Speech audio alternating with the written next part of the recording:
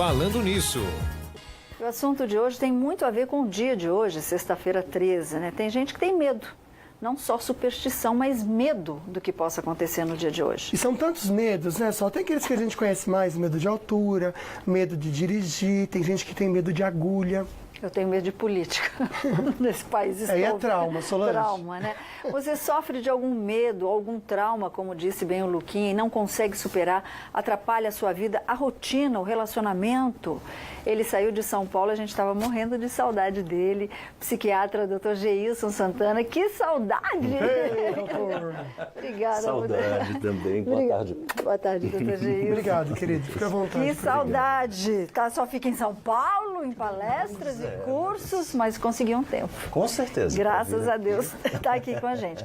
Bom, já tem algumas pessoas aqui perguntando se precisam se identificar. Não, não precisa, porque às vezes é um assunto muito íntimo, né? Você pode fazer só a sua pergunta que o doutor está aqui para nos orientar.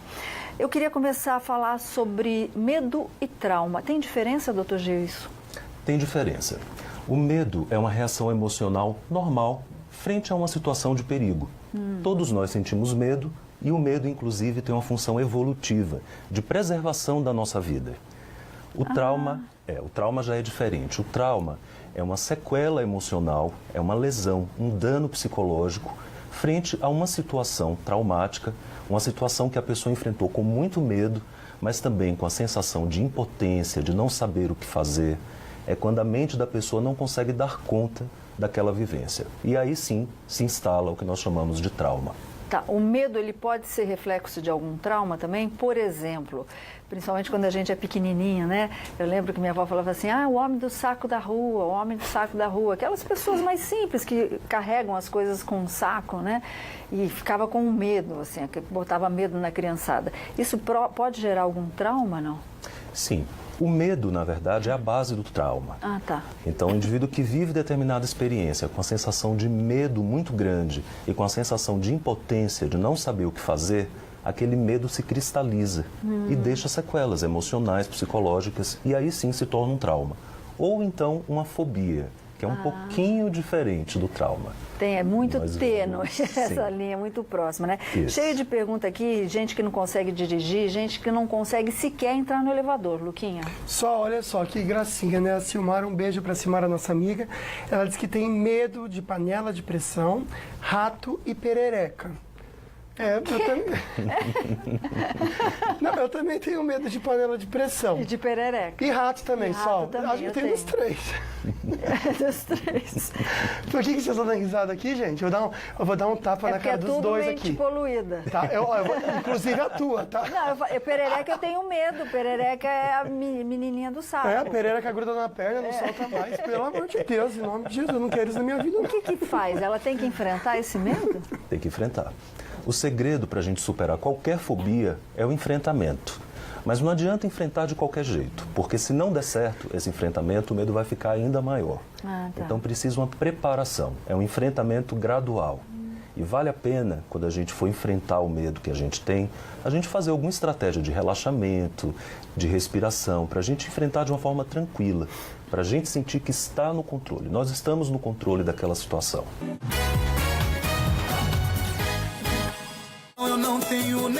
Você acha que, de repente, aquele medo está atrapalhando a sua vida? É mais do que o normal? Como é que você supera isso? Como é que você supera um trauma? A gente já viu que tem diferença, né? E ele está aqui, veio de São Paulo para nos orientar, Dr. Geilson Santana.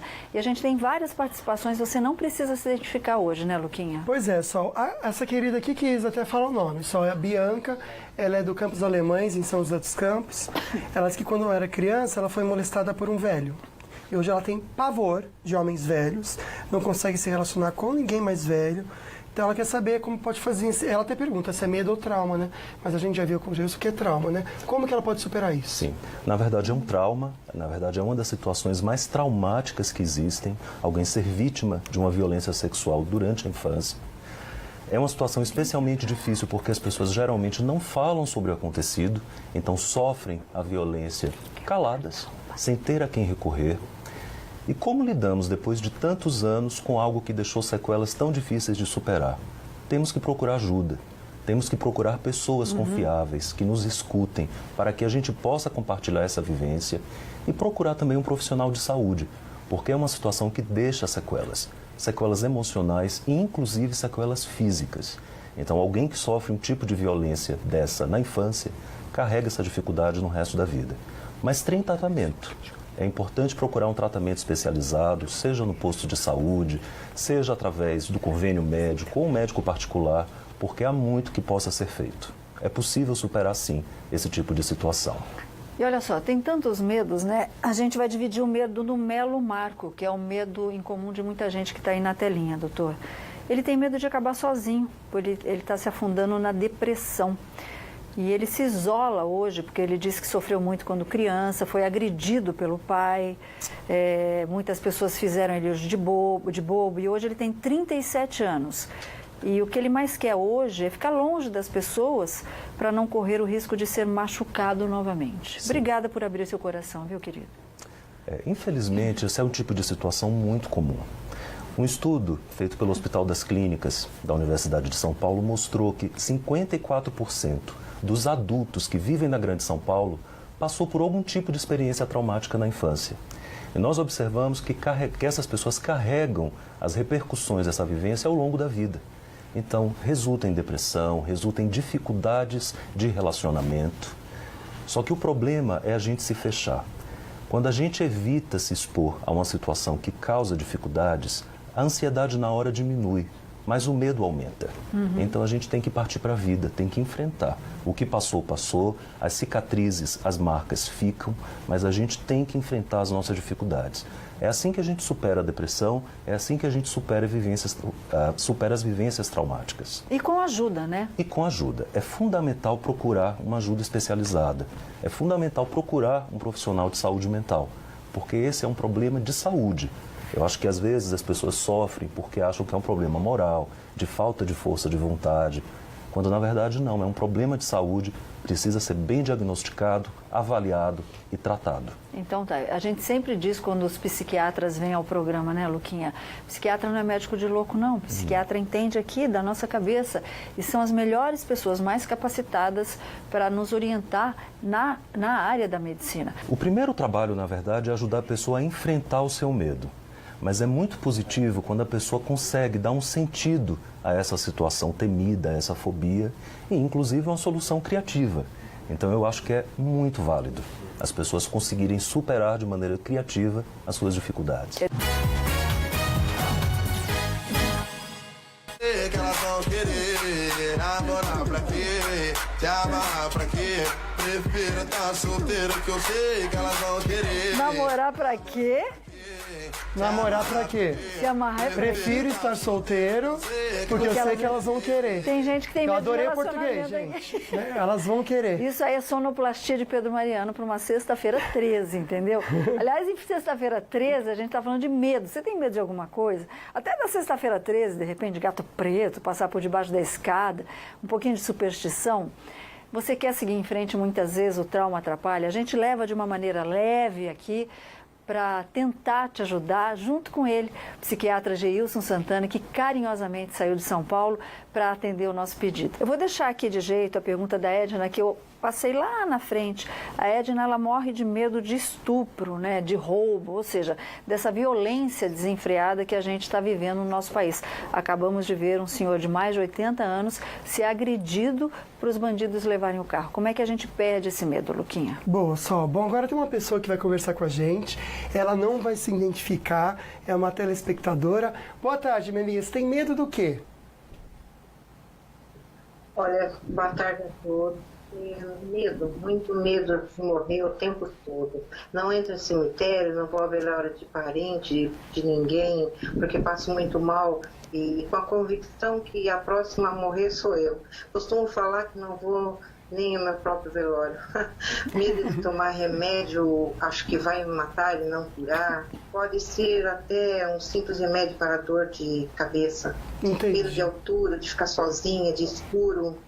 Acordo pensando todo dia, hoje eu morro. É difícil, né? Diz que agora ela está na casa dos 60, mas ela tem esse medo desde os 14 anos de idade. Sim. Imagina quanto tempo convivendo com isso. Sim. E geralmente é nessa idade que a gente começa a tomar consciência sobre a nossa própria finitude. É no final da infância e início da adolescência. E se isso não é muito bem trabalhado nesse momento, a gente carrega essa insegurança ao longo da vida. Os filósofos dizem que o grande medo de todos nós, na verdade, no fundo, é morrer. É saber que a nossa vida tem um fim. Mas isso, por outro lado, se a gente for pensar, morrer pode dar significado à nossa vida. A partir do momento que a gente sabe que um dia vai terminar e que isso é parte das regras do jogo, a gente pode fazer um bom uso do tempo que a gente tem pela frente. Então vamos reverter, vamos transformar esse medo num motivo para viver. É uma motivação, na verdade, para viver de maneira melhor possível, né? Sim. Excelente esse toque, viu? Melinda, obrigado pela confiança. A gente deseja que a sua vida seja cheia de alegrias, né, Sol? Meu pai dizia o seguinte, Linda. Eu falava, ai pai, a gente vai morrer um dia. Ele falou, e todos os outros a gente vai viver. Então a gente tem que viver, né? E um passo importante, por exemplo, o doutor estava falando sobre fobia. A gente vai pedir para ele explicar também o que é a fobia. É muito próxima do medo, né? Pesquisadores gaúchos identificaram uma substância que forma a memória do medo no cérebro. Gente, é uma substância aqui, não é só da nossa cabeça e do coração, não. Tem uma substância. E a descoberta pode levar à produção de medicamentos que ajudam a apagar temores específicos. Como, por exemplo, você tem medo de altura, de bicho e até lugar fechado? Dá uma olhada nessa reportagem. Entrar no elevador, ficar em um quarto escuro, andar por uma passarela muito alta. Situações cotidianas que em muitas pessoas desencadeiam fobias, um temor excessivo e difícil de controlar. Elisa sente medo de escada rolante. Um pouco de tontura, como é um medo que eu tenho faz muito tempo, eu me sinto meio que exposta a um perigo. As fobias estão sendo estudadas por cientistas do mundo todo há muito tempo. Mas neste ano, pesquisadores do Instituto do Cérebro aqui em Porto Alegre fizeram uma descoberta. Qual a substância que participa da formação do medo? A substância é a histamina. Ela é produzida no hipotálamo, órgão que tem várias funções, como controlar emoções, a fome e a sede. Quando alguém sente medo, o hipotálamo estimula, usando a histamina, outras duas regiões do cérebro, a amígdala e o hipocampo, principais responsáveis por guardar as memórias. O estudo é um primeiro passo para que no futuro sejam criados remédios para ajudar no controle destes medos exagerados, mas ainda é preciso descobrir como apagar um tipo específico de fobia, já que o medo é parte importante do nosso instinto de sobrevivência. Janaína não usou medicamentos, mas superou a fobia de agulhas com a ajuda de terapia. Para perder o medo, ela tinha que carregar uma seringa na bolsa e interagir com ela várias vezes ao dia, literalmente dando injeções em objetos cotidianos. É maravilhoso, assim, tu ter passado por aquilo e aquilo não existe mais pra ti, sabe? Tão bom, né? Dá uma leveza. Agora a pergunta, a gente está falando de medicamentos, doutor Geilson. Quando vocês percebem, porque o psiquiatra é médico, aliás, tem gente pedindo o contato do doutor Geilson, o Conselho Regional de Medicina, o Federal de Medicina não permite que a gente coloque, tá? Pela redação ou mensagem inbox a gente pode passar. Quando vocês percebem que o caso do medo, da fobia, do trauma tem que ser medicamentoso? Então, o grande segredo para nós, médicos profissionais da saúde, que permite a gente diferenciar um medo normal de algo patológico, é o quanto traz sofrimento e o quanto prejudica o desempenho da pessoa no dia a dia, nas suas relações, no seu trabalho. Então, quando se ultrapassa essa fronteira, nós temos o critério para poder fazer um diagnóstico. Em geral, no caso de fobias, de medos exagerados, patológicos, nós não medicamos. Na verdade, o mais indicado nessa situação é enfrentamento. É ajudar a pessoa a enfrentar aquele medo, aquela fobia e superar. Existe toda uma técnica para que isso seja feito. Não é simplesmente se jogar numa situação que cause medo, fobia, achando que vai resolver. Não, pode até piorar o seu medo. Na fobia, nós temos que fazer uma exposição gradual. Como foi mostrado na reportagem. Sim. A pessoa andava com a seringa e usava a seringa no dia a dia, para poder naturalizar, para poder se habituar àquela situação. Ela vai vendo que aquela situação não é tão amedrontadora como ela achava que era, né? Isso mesmo. Ok. Bom, deixa eu só dar um toque, Luquinha. Tem muita participação referente a medos e traumas de violência sexual, estupro, assédio. Vou pedir para o Dr. Geilson reservar um momento na agenda dele para ele vir falar sobre isso, especificamente sobre isso, Luquinha. Gente, eu estava aqui vendo os recadinhos, né, do Facebook ao vivo que a gente está participando, as pessoas participando, mandando recadinho. Aí falei, doutor, tem muita gente cumprimentando, inclusive a Solange Lordelo, que está lá em Salvador. Falei, minha mãe, beijo para a mãe do doutor. Minha xará, Solange Lordelo, muito esclarecedor mesmo. Parabéns pelo filho que a senhora gerou. É de uma capacidade, de um entendimento, de um carinho com a gente. Porque ele está falando de medo, ele está tirando os medos que podem atrapalhar a nossa vida. Fica com a gente, o Dr. Geilson Santana está aqui para ajudar, né, Luquinha? Pois é, só essa querida abriu o coração. Vou tentar resumir um pouco aqui a história dela. Ela comenta que o nome dela é Aline, já sofreu abandono materno quando criança, e ela percebe que sofreu vários tipos de abusos na infância por pessoas que deveriam cuidar, mas não, né? Ela diz que morou com 6 famílias diferentes, todos os lares tinham um homem que, de certa forma, tinha algum tipo de abuso em relação a ela, e ela diz que nunca contou isso pra ninguém, diz que nem a mãe dela sabe. E hoje ela é mãe. E o que ela faz? E o que ela está abrindo o coração com a gente? Só, ela transfere esse medo para os filhos, e ela se considera uma mãe super protetora. Diz que o filho tem 17 anos, então ela quer entender como que ela pode cuidar disso para não transferir isso para os filhos. Sim. É uma história de muito sofrimento, de múltiplos abusos. Isso é o que a gente vê na prática. Geralmente a pessoa não sofre apenas uma adversidade na infância, sofre um conjunto de adversidades. Infelizmente é assim que funciona. Mas esses problemas têm solução, existe possibilidade de a gente procurar ajuda. Só que a gente tem que ter muito cuidado para a gente não passar essa história de abuso de uma geração para outra. Porque existe um fenômeno que a gente chama de transgeracional. A gente acaba passando o nosso sofrimento, as nossas ansiedades para os nossos filhos. Ah, tá. Então precisamos ter uma linha do meio termo. Não pode ser nem a negligência, nem a superproteção. A superproteção também prejudica, porque o risco é de criar filhos inseguros. Então, na verdade, a gente tem que ter um jogo de cintura para encontrar o caminho do meio. Para ter estabilidade nessa maternagem com seus filhos. Doutor, vamos ajudar essa querida de 12 anos. Ela pediu para não se identificar e com razão. Ela tem medo dos pais. Tudo que ela faz, ela é agredida, violenta, ou enfim. O que ela faz? 12 anos. É uma pena, é uma situação muito difícil de lidar.